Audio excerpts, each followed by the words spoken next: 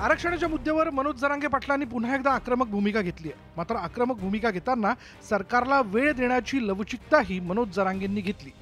हैदराबादचं 1884चं gadget लागू करून आरक्षणाचा लाभ द्या अशी भूमिका जरांगे पाटलांनी घेतली। मराठवाडा हा सगळा कुणबी आहे, याकडे जरांगे पाटलांनी लक्ष वेधलं। सापडलेल्या 54 लाख कुणबी नोंदींच्या आधारे सगळे सोयऱ्यांनाही प्रमाणपत्र द्या, नोंद मिळालेल्यांनी शपथपत्र करून द्यावं, शपथपत्रात सगळे सोयऱ्यांचा समावेश करावा, हा अध्यादेश काढण्याची मागणी मनोज जरांगे पाटलांनी केली।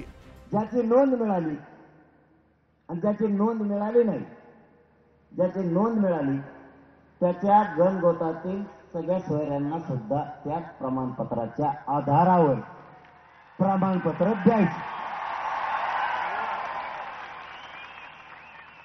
आणि त्याचा अध्यादेश आम्हाला पाहिजे। आरक्षणाच्या मागणीसाठी इथपर्यंत आलो आहोत, आता आरक्षण मिळाल्याशिवाय माघार घेणार नाही असं मनोज जरांगे पाटलांनी स्पष्ट केलं। आपल्याला आपल्या जातीच्या पदरात विजय आणि गुलाल टाकायचा आहे, म्हणून आलो आहोत असं वक्तव्य जरांगे पाटलांनी करताच टाळ्यांचा प्रचंड कडकडाट झाला। तर सरकार मागण्यांच्या बाबतीत सकारात्मक असल्याचं दीपक केसरकर यांनी स्पष्ट केलं। जरांगे पाटीलांच्या सर्व मागण्या ह्या मान्य झालेल्या आहेत। आदरणीय पाटीलजी खूप सेन्सिटिव्ह आहेत, महाराष्ट्राच्या हिताचा विचार करतील, कारण मागण्या तर मान्य झाल्या। मागण्या मान्य झाल्यानंतर त्याची अंमलबजावणी हे शासकीय जे विहित नियम असतात त्याप्रमाणे होत असते।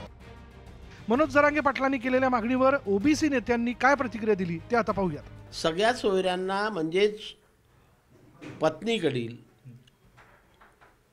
नातेवाईकांना तशा प्रकारचे प्रमाणपत्र राज्य सरकारला देण्याचा अधिकार नाही आणि राज्य सरकार तो निर्णय घेऊ शकत नाही। मनोज जरांगे पाटील आरक्षणाच्या मागणीसाठी मुंबईच्या वेशीवरती आलेत। आता राज्य सरकार काय निर्णय घेणार यावर पुढील घडामोडी घडणार असल्याचं स्पष्ट झालंय। Bureau report, news 18 Lokmat.